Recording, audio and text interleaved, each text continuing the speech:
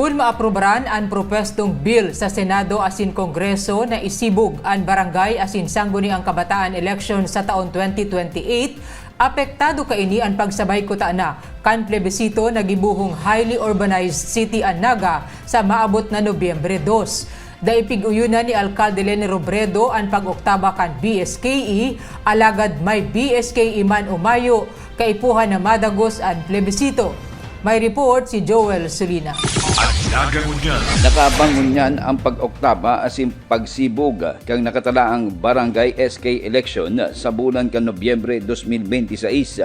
Alagad sa Naga City, kinakaipuhan na dagos ang plebisito sa syudad para man sa pagiging HUC kaini.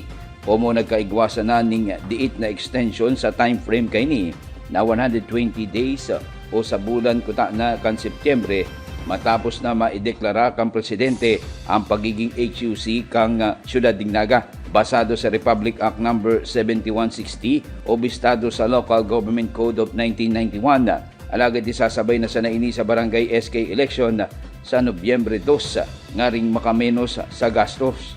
Sinabi ni Mayor Leni Robredo, naging positibo ang COMELEC na maisabay ang plebisito sa Naga City sa barangay SK election ngunya na Nobyembre. Alagad, kung maaprubahan kan Senado na isibog o i-delay ang eleksyon ning 2 taon asing gibu na sa nasa masunod na Nobyembre 2028. Sa 20 plebisito na sana ang idadagos alagad sa Mayo pang final na desisyon sa pag-oktaba kang BSKE, positibo man ang alkalde na maisasabay mang giraray ini sa nakatalaang plebisito. Aminado ang alkalde na pabor siya sa pagpapalawig kan terms kang mga barangay officials, alagad dahil sa uyon sa proposal na pagpospone kang barangay SK election ngunya na taon.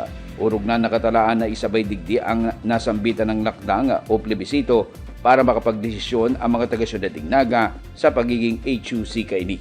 Ang pigahalit ko kung ma-postpone na naman, baka din na itugot kang COMELEC na i-postpone tapos si plebiscite dahil ang batas 120 days lang. Sa Halawigon, si proposed na postponement Halawigon. Kasi gigibuhon siya garo November of 2028. So ako conflicted ako about it, kontra ako sa postponement dahil duman sa plebiscite, pero at the same time agree ako na ang term kang barangay officials dapat masalawig dahil they talaga ma-work ang 3 years na nagiging very political na pag-araw kaya. So ako all for halawig na terms, pero mas selfish si reason ko kung taano gusto ko badagos ko niya. So hilingon ta kung makalusot siya. Ikaw mga nagsasabi na pag nakalusot ko, questionin sa Supreme Court, di ko aram ko ikaw pang enough time. Pero mayo kitang magibo until such time na di ipa-final. Para sa Nagangunyan, Joel Solina. Nagangunyan. Ika, ako, kita, at Naga. Ang tabayan ng iba pang impormasyong may kinaaraman sa Lambang Nagenyo, ang Nagangunyan. Sa ngaran kan sa Kuyang Pag-iriba sa Public Information Office na pinamamayuhan ni Jason Nyola. Ako si Riza Mostar Santos. Diyos mabalos.